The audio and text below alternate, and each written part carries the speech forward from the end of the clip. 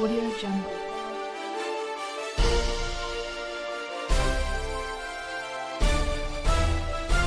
Audio Jungle. Halo, selamat datang kembali di CAA, cepat, akurat, aktual, yang dibawakan oleh Bedeng Broadcasting Company. Kini saatnya saya, Calvin Jekonia, Dan saya Jatiat Maja, mengantarkan sejumlah informasi aktual dan akurat dari Jakarta untuk Anda. Berikut merupakan 4 berita utama pada hari ini. Harga minyak goreng sudah menurun di beberapa kawasan, dan akan diusahakan untuk tetap turun oleh pemerintah. saat harga minyak goreng turun, telur mengalami kenaikan harga. Bersamaan dengan telur, harga pangan lain seperti cabai meroket. Kasus corona kembali meningkat setelah Presiden Jokowi melonggarkan aturan pemakaian masker. Harga minyak goreng kemasan yang telah naik semenjak perang Rusia-Ukraina pecah akhirnya sedang mengalami keturunan harga. Kenaikan harga minyak yang cukup tinggi ini membuat banyak pembeli merasa kesulitan dalam mendapatkan apa yang menjadi bahan pokok mereka dalam memasak. Pada awalnya, harga minyak goreng ini hanya naik sekitar 4.000 saja menjadi 18.000 per liternya.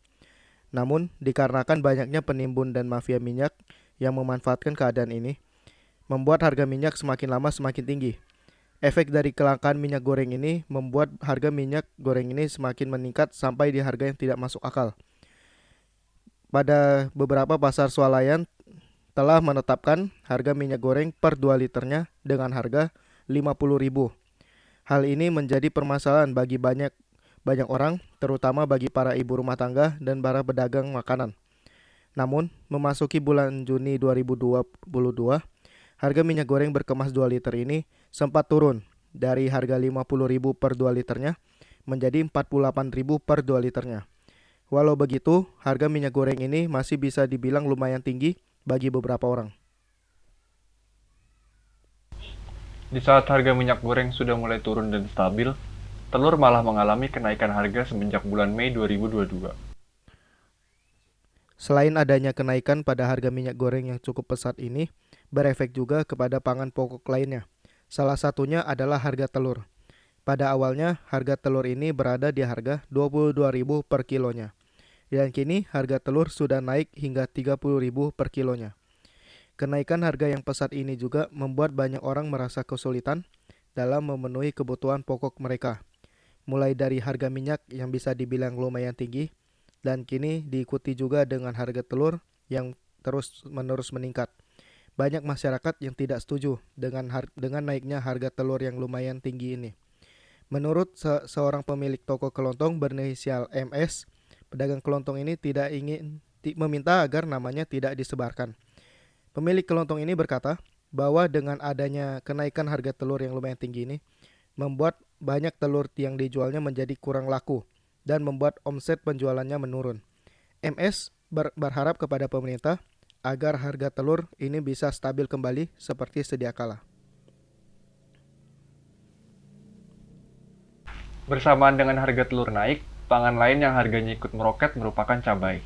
Bahan pangan mulai naik setelah Lebaran selesai. Seperti yang kita tahu, saudara, selain harga telur yang naik, bahan pangan lainnya seperti cabai mulai naik tajam. Salah satu harga komoditas yang naik adalah harga cabai merah besar.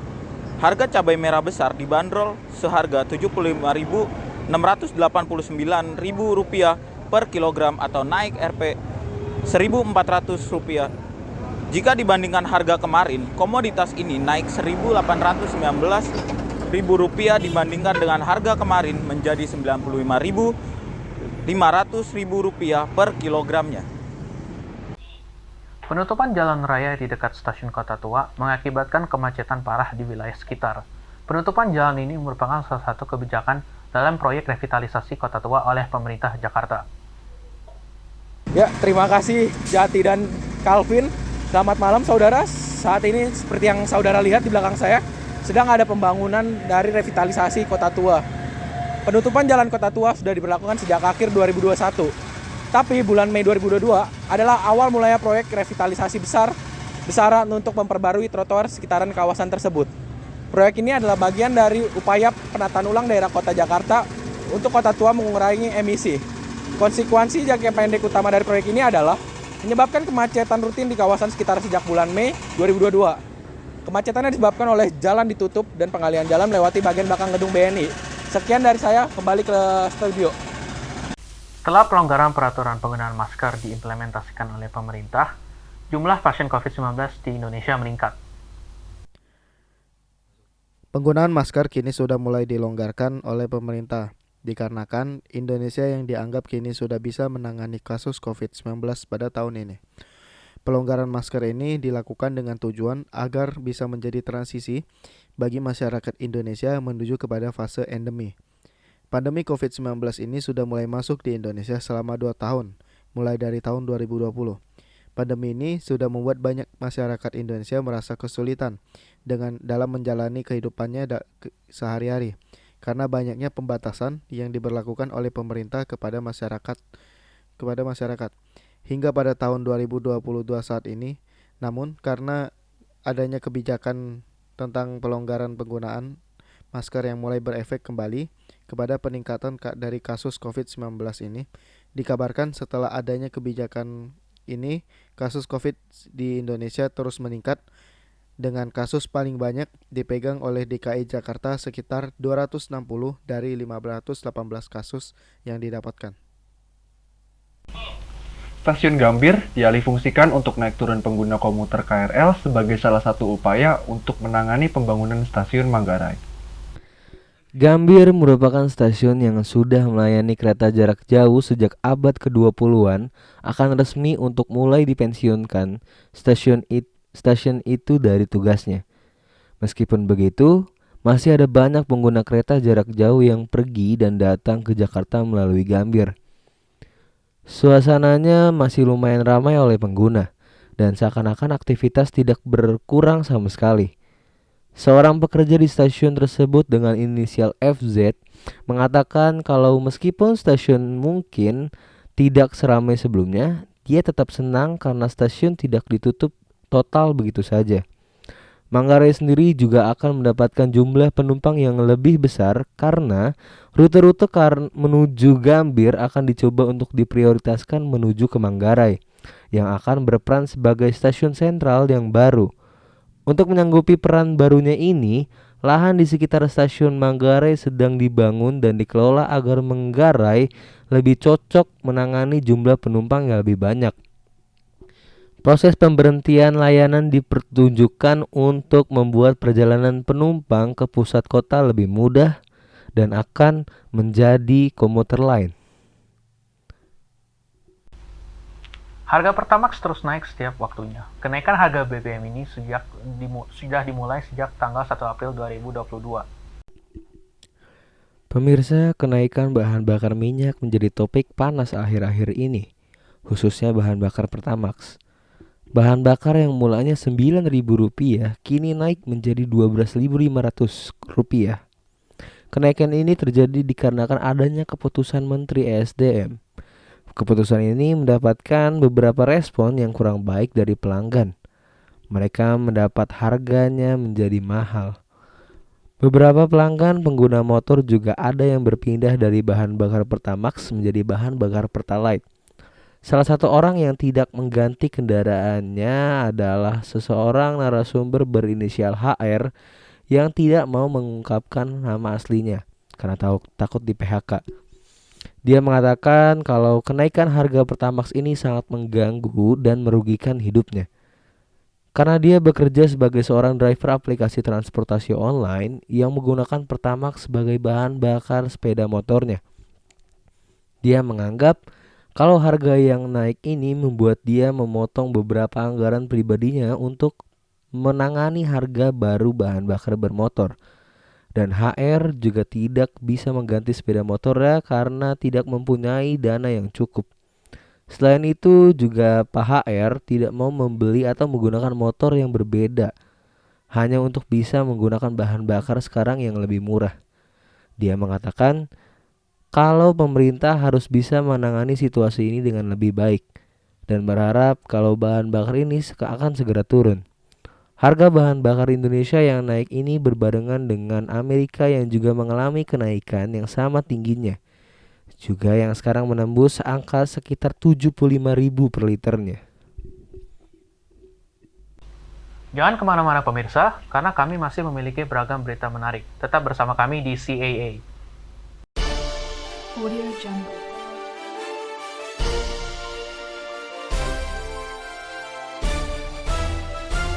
Audio Jungle.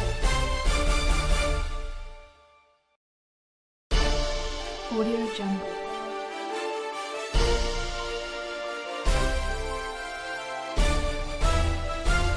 Audio Jungle. Kembali lagi bersama kami di CAA. Car Free Day di Jakarta sudah kembali dibuka. Sejumlah lokasi yang ada di daerah tersebut kini sudah bisa diakses oleh para pengunjung. Suasana yang lumayan ramai dapat terlihat di sekitaran Monumen Nasional. Mulai dari anak kecil hingga orang dewasa muncul dan berolahraga di daerah tersebut. Car Free Day akhirnya telah kembali pada tanggal 22 Mei 2022. Masih mengundang banyak sekali orang dari berbagai macam penjuru DKI Jakarta. Meskipun 2 minggu telah lewat dari tanggal kembalinya. Car Free Day merupakan sebuah hari di mana para pengendara bermotor dibujuk untuk tidak menggunakan kendaraannya pada hari itu. Beberapa bagian dari satu kota sekitaran Jakarta juga memblokir kendaraan bermotor untuk berlalu lalang agar bisa digunakan sebagai area yang berfungsi untuk jalur lari, bersepeda dan berolahraga. Para pengunjung CFD juga bisa melepaskan dahaga mereka saat selesai melakukan aktivitas mereka. Karena ada berbagai macam pedagang kaki lima yang menawarkan banyak sekali dagangan di pinggir jalan dekat-dekat sana. CFD akan digelar di Jakarta setiap hari Minggu dari mulai jam 6 pagi hingga jam 11 siang. Para pengunjung juga harus mempersiapkan aplikasi Peduli Lindungi di ponsel mereka agar bisa mengakses daerah khusus CFD tersebut. Seorang partisipan CFD kali ini berinisial JD mengatakan kalau dia sangat senang karena CFD telah kembali. Sebelumnya, JD merupakan partisipan rutin CFD sebelum terpaksa event itu diberhentikan karena pandemi COVID-19. Tapi sekarang dia bisa kembali ikut CFD. Di sisi lain, pedagang kaki lima yang berinisial AZ juga mengatakan kalau sejak CFD kembali, omset pendapatannya meningkat drastis. Sebelumnya sama seperti JD, dia sering berjualan di daerah-daerah CFD dan terpaksa berhenti karena CFD untuk sementara ditiadakan. Meskipun CFD hari Minggu tanggal 12 Juni berakhir pada jam 11, kawasan Monas tetap digunakan sebagai area olahraga pada sore hari. Bagi orang-orang yang belum sempat untuk berpartisipasi dalam CFD hari itu, selain di Jakarta Pusat, daerah-daerah lain yang berada di dalam daerah DKI Jakarta juga menggelar adalah Bekasi, Jakarta Barat, dan Jakarta Utara. Fenomena thrifting yang sedang digandrungi kalangan remaja hingga dewasa dalam segi berbusana. Seperti yang kita tahu, fenomena thrifting yang sedang digarungi oleh kalangan remaja hingga dewasa dalam segi busana, style, thrifting mungkin sudah tidak asing untuk kalangan anak-anak remaja, yang dimana thrifting itu kita bisa mendapatkan barang-barang bekas yang masih layak dengan harga yang murah. Nah, fenomena ini menjadi kesuksesan bagi anak-anak remaja di mana mereka mencari barang-barang bekas yang masih bagus untuk dijadikan pakaiannya. Dan banyak juga anak-anak remaja yang menjadikan thrifting menjadi peluang bisnis yang menguntungkan. Menurut salah satu penjual berinisial KH yang mengikuti fenomena thrifting ini, dirinya mengatakan bahwa dengan menjual pakaian bekas yang masih bagus ini memberinya banyak keuntungan dalam melakukan bisnis thrifting. Ia berkata bahwa modal yang diperlukan tidak terlalu banyak, namun bisa memberikan penghasilan yang cukup besar dalam kesehariannya. Para pembeli juga merasa senang dengan adanya fenomena thrifting ini, karena mereka merasa bahwa mereka tetap bisa mengikuti tren tanpa harus mengeluarkan uang yang banyak. Sehingga banyak orang yang bisa membeli pakaian bagus tanpa harus memikirkan harga yang tinggi.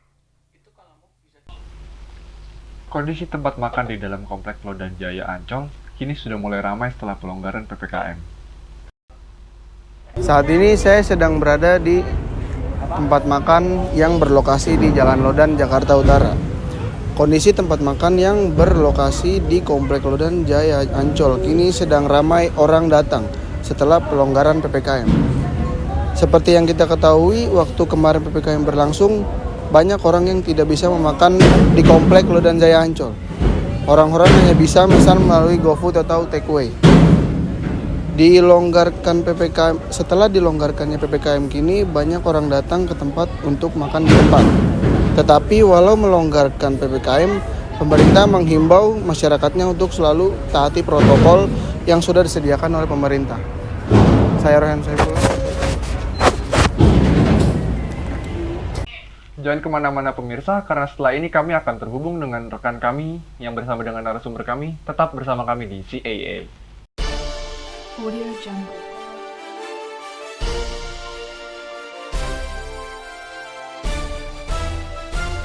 Audio Jungle. Audio Jungle.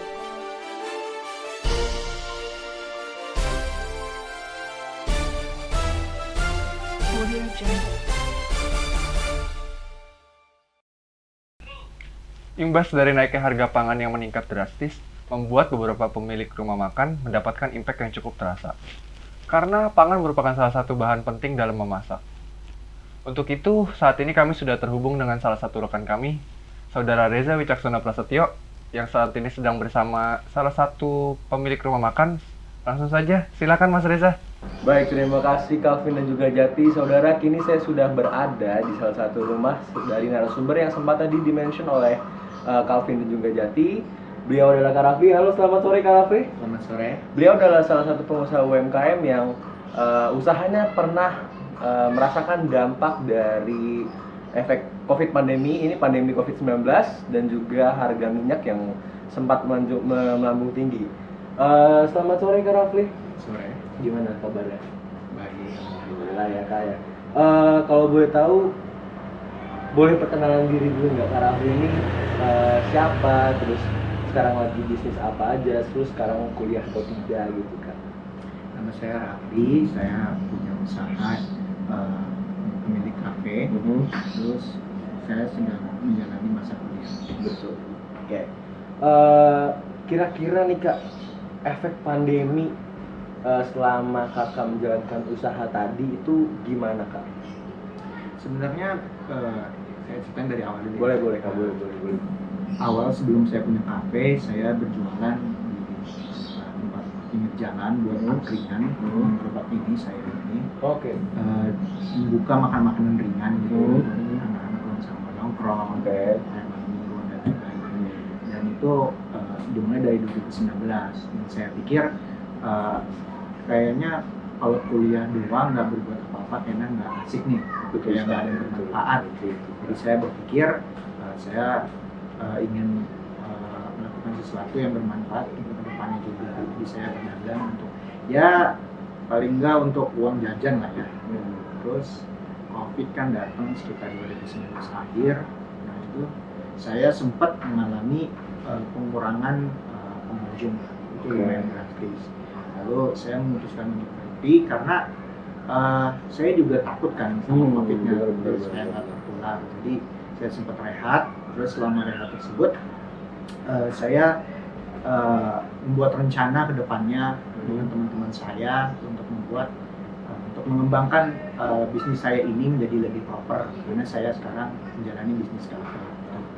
Tapi kalau misalkan dari yang tadi Kakak mention, kalau misalkan Kakak itu di awal-awal pandemi sempat berhenti untuk berjualan, kira-kira kalau boleh tahu Kak, selain berdagang, Kakak ini apakah ada usaha lain atau kayak menjadi content creator mungkin, atau Kakak kuliah saja, atau memang ada bisnis keluarga gitu kan? Selain dari dagang ya, karena kan saya juga dari satu mata kuliah saya kan advertising, jadi ya saya men-advertising bisnis saya dengan membuat konten. Kebetulan saya punya konten di Instagram dan YouTube. Saya buat secara daily untuk juga meningkatkan engagement dari usaha saya. Tapi kalau Kakak nih Kak, kan sempat tadi mention kalau misalkan Kakak kayak dagang makanan ringan gitu kayak kira-kira pada saat harga minyak yang kita tahu semua harga minyak tuh cukup sempat mahal gitu ya, kayak sampai bahkan untuk harga 1 liternya tuh bisa mencapai angka 28 sampai 30 ribu itu per liternya gitu Kak. Sedangkan Kakak tuh menggunakan banyak sekali ya, cukup banyak mengkonsumsi sih sebetulnya, menggunakan minyak. Itu cara Kakak untuk mensiasatinya seperti apa tuh Kak kira-kira? Kan kalau misalkan saya lihat di berita-berita tuh banyak orang yang kayak menggunakan curah. Betul sekali, betul Kak. Dengan cara-cara curang lainnya. Betul. Kalau saya ini bisa mensiasatinya dengan menghemat, dengan menggunakannya lebih efisien. Terus juga setiap stok itu kita harus bisa menghitung nih ketepatannya agar bisa menggunakannya secara efisien dan efektif. Jadi saat itu minyak naik harganya, ya dia berpengaruh terhadap usaha memang, tapi ya kita sebagai pengusaha harus bisa mensiasati hal tersebut. Berarti quality over quantity gitu kayak bahasanya ya Kak. Jadi walaupun efek pandemi gitu, terus juga harga minyak yang sempat melambung tinggi juga gitu kan ya, tapi tidak membuat Karafel ini mengurangi kualitas untuk menurunkan kualitas supaya laku gitu enggak ya kayak. Ya kalau misalkan naikin lebih ke kuantitas ya repot juga kalau misalkan nanti ada pelanggan akhirnya kecewa. Betul. Sudah menjadi ibaratnya pelanggan tetap kami gitu, jadi pelanggan loyal kan itu kan sama aja mengecewakan mereka. Betul. Nah, aku mau nanya dong Kak, kira-kira nih dari misalkan kayak pandemi tadi, Kak Raffi kan sempat mention juga sampai sempat berhenti juga ya Kak ya. Efek pandemi, efek harga minyak yang cukup tinggi gitu ya Kak. Kira-kira itu menimbulkan masalah nggak sih Kak? Kalau misalkan masalah sih enggak ya, karena kalau saat pandemi itu kan saya baru bisa mulai jadi nggak tahu. Karena saya juga meski keseharian itu bukan semata-mata kayak itu langsung berdampak jadi saya berhenti, bukan, tapi kayak saya kan sudah punya rencana untuk mengembangkannya, jadi saya berpikir saya mungkin rehat saja dulu. Kalau misalnya minyak, seperti saya bilang tadi, memang berdampak dalam keuangan kan, cuman ya saya bisa mensiasati hal tersebut, jadi tidak begitu menjadi dampak besar. Oke, berarti memang banyak cara ya Kak ya untuk mempertahankan bisnis di masa pandemi. Menurutku juga cukup sulit gitu ya Kak untuk mempertahankan bisnis di masa-masa krisis ya kasarnya gitu, karena memang seperti yang kita tahu pemirsa, pandemi ini kan menyerang seluruh dunia ya Kak ya, bukan hanya di Indonesia ataupun di Jakarta gitu kan, tapi memang seluruh dunia itu memiliki impact-nya masing-masing gitu kan. Dan salah satu impact yang terjadi saat ini adalah kayak mungkin pada saat untuk pedagang-pedagang kecil gini, mungkin penurunan jumlah pengunjung, terus juga kualitasnya ada yang mempertaruhkan kualitas demi kuantitas, betul ya kayak gitu sih. Jadi aku mau nanya lagi nih Kak, kira-kira apa sih yang Kakak lakukan untuk bisa tetap menjaga bisnis Kakak tuh supaya bisa beroperasi Kak? Baik lagi kan tadi saya udah bilang, saya itu kan selalu membuat bagaimana cara bisnis itu laku ya, dengan menyebarkan awareness di mana orang harus tahu kalau saya ini usaha nih.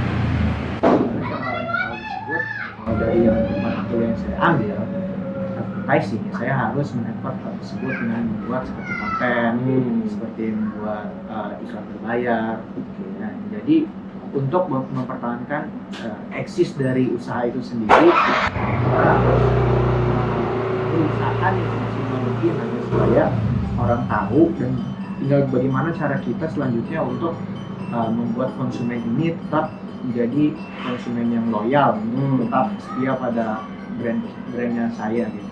Berarti memang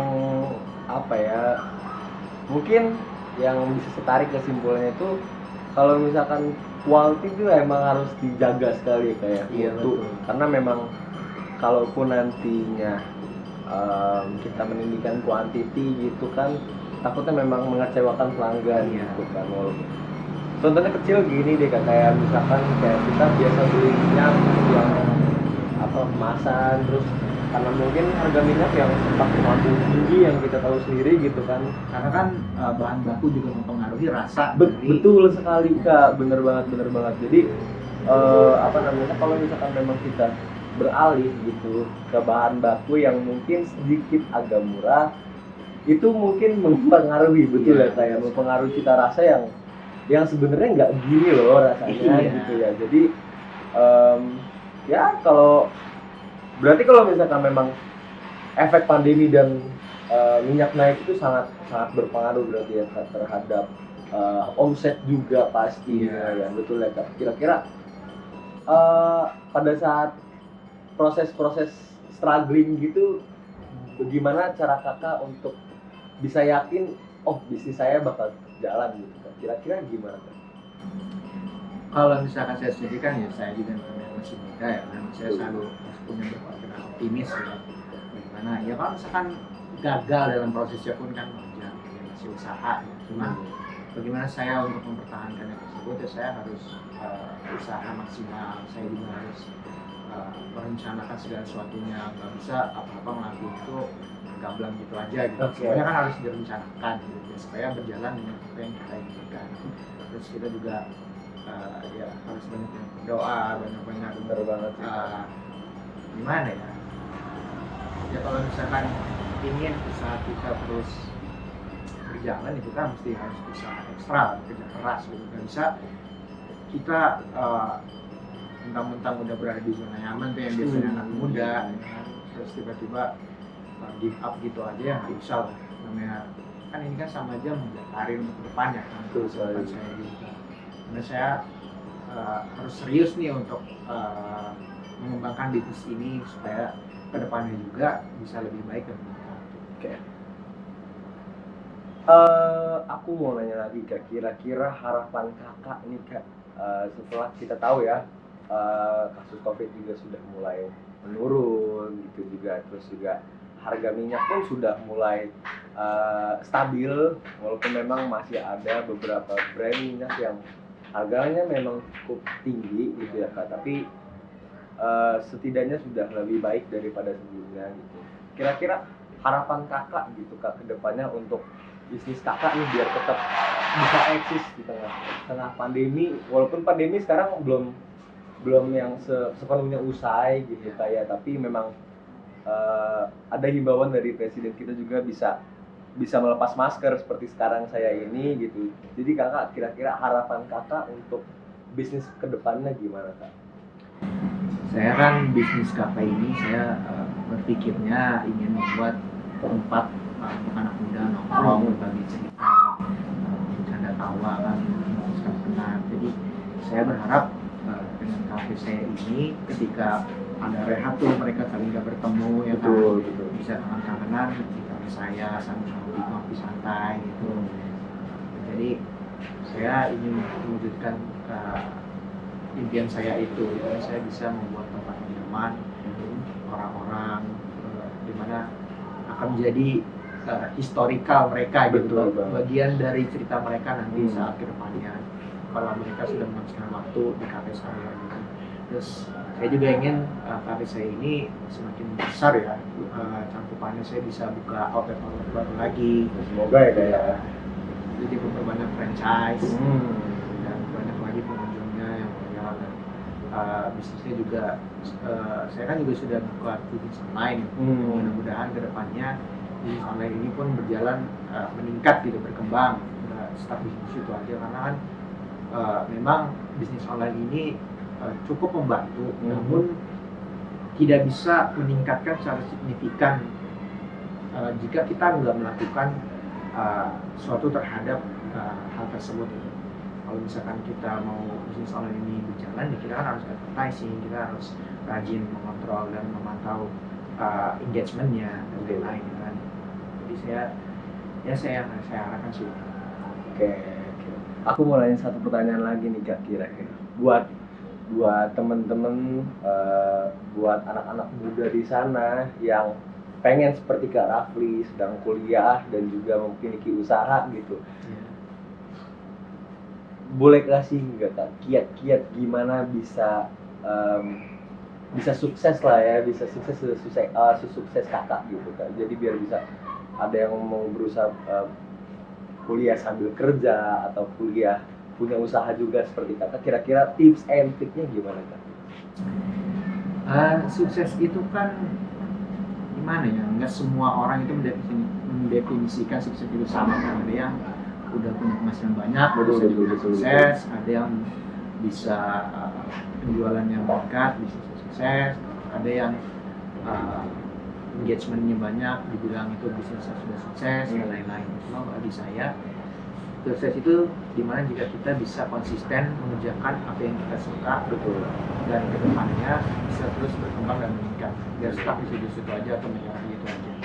Untuk para kaum muda ya, saya juga kan masih muda, gimana sih untuk biar bisa keluar dari zona nyaman tersebut, ya dimulai dari gerak aja gitu.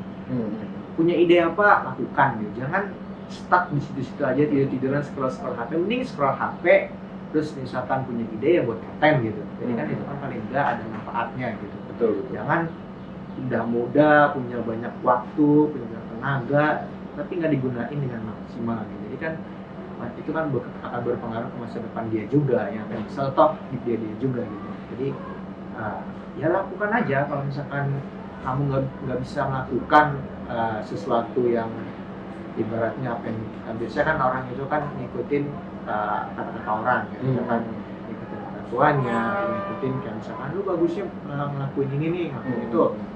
Kalau menurut saya lakukan aja apa yang kamu suka gitu. Nah, kan itu kan semua dimulai dari hati kamu dulu nih, kamu pengennya melakukan apa ya. Kalau misalkan kamu udah suka melakukannya, ke depannya pasti kamu akan enjoy untuk melakukannya. Jadi kamu nggak akan saat itu dalam apa ya, masa dimana kamu akan susah, ya kamu tetap akan berusaha untuk bangkit kembali karena itu hal yang kamu suka. Kamu nggak akan menjalani gitu aja, sama aja kayak hobi. Berarti apakah berdagang itu merupakan salah satu hobi Kakak? Iya, berdagang. Berarti kesimpulan dari obrolan tadi gitu Kak, berarti yang saya tangkap ya kayak itu kayak keep doing what you doing nggak sih? Yes. Jadi kayak apapun yang ingin kalian lakukan, just do it, lakukan aja gitu. Karena memang kita nggak tahu mungkin rezekinya ada di situ atau tidaknya, itu kan memang rezeki sudah ada yang ngatur dari kalian. Jangan nunggu nanti karena takutnya kan terlambat. Jangan nunggu nanti takut terlambat gitu guys. Demikian laporan saya bersama Kak Raffi. Terima kasih banyak Kak Raffi. Iya. Itu dia laporan saya langsung dari kediaman Kak Raffi. Saya Reza Wicaksono Prasetyo, saya kembalikan ke studio. Terima kasih Reza Wicaksono. Saat ini kita sudah sampai di penghujung acara. Kita mengucapkan terima kasih kepada Bapak Rafli dan kepada kru-kru yang sedang bertugas dan pemirsa yang sudah bersama kami sampai ujung acara ini. Akhir kata, saya Jatiatmaja Setia Purwono dengan rekan saya Calvin Jekonia. Sampai jumpa di lain kesempatan. Terima kasih. Audio Jungle.